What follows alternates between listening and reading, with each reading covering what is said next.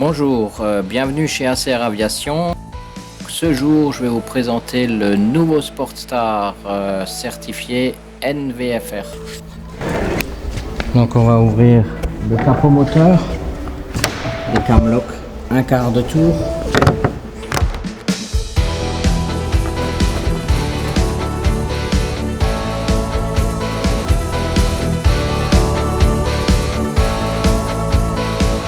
L'avion est composé d'une hélice tripale carbone, d'un moteur 912, deux carburateurs, une gearbox, un alternateur auxiliaire, une boîte à air pour la réchauffe carbu, la bouteille de trop-plein, une batterie 20 ampères et le régulateur pour l'alternateur auxiliaire et l'alternateur primaire ici. Et une bâche à huile de récupération à vase d'expansion. Le éton de contrôle des niveaux de liquide avec un bouchon calibré qui permet de retourner le liquide dans la bouteille. Donc on va vous montrer une spécificité du Sportstar. C'est l'accessibilité de l'avionique, donc l'antenne GPS qui a été débranchée.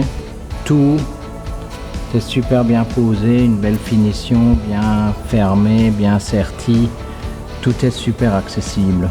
Voilà. Les palonniers sont accessibles directement par le haut.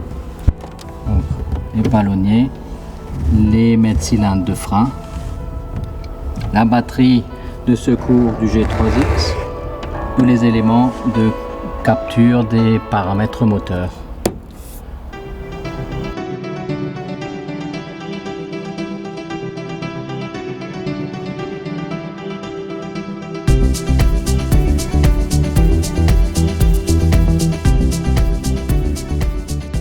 Alors ici nous avons la boîte à air chauffage qui chauffe par les pieds côté copilote et qui va permettre de désembuer la cabine, donc un chauffage bizone pour le désembuer la cabine et pour bien chauffer les pieds en temps d'hiver. Pour l'ouverture, elle se fait par le haut. On ouvre et la verrière elle bascule vers l'avant pour avoir un maximum d'accessibilité.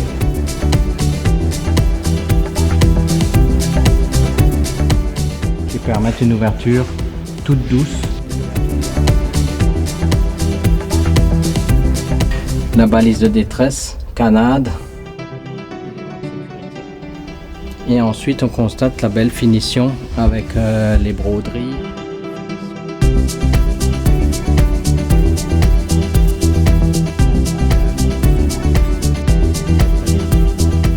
Donc le tableau de bord pour cet avion qui est un vol de nuit.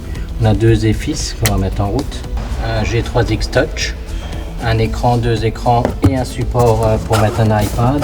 Les écrans se mettent en route. Donc c'est un avion, ce qu'on appelle un Dual Digital Generation. L'élève pilote qui peut gérer ses étapes moteurs. Une carte pour pouvoir naviguer. Ou un écran de l'avionique pour avoir tous les paramètres bien précis du vol. Une radio NAVCOM avec un monitoring en stand-by et un transpondeur GTX 335, donc full suite Garmin. Donc un altimètre de secours justement en cas de panne d'écran, sachant qu'on a une batterie de secours qui permet de suppléer aux écrans pendant 45 minutes. Un badin de secours en cas de panne électrique ou panne des écrans qui permet justement de voler. La manette des gaz, c'est une spécificité, donc centralisée. Une seule pour le pilote et le copilote qui permet de pousser ou de tirer immédiatement et avec une précision micrométrique.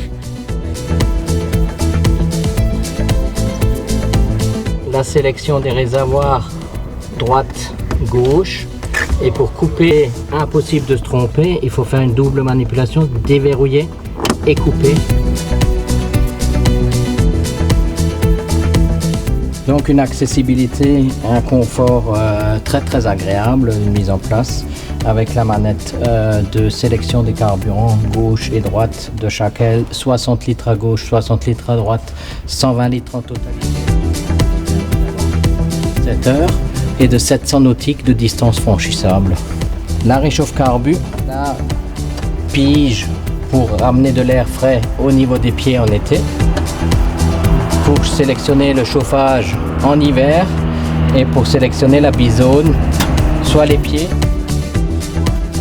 pour désembuer.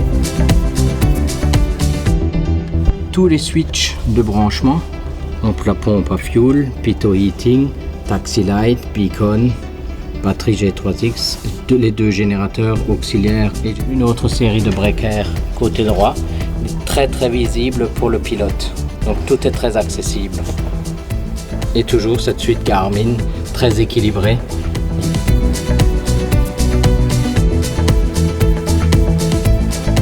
Ouverture.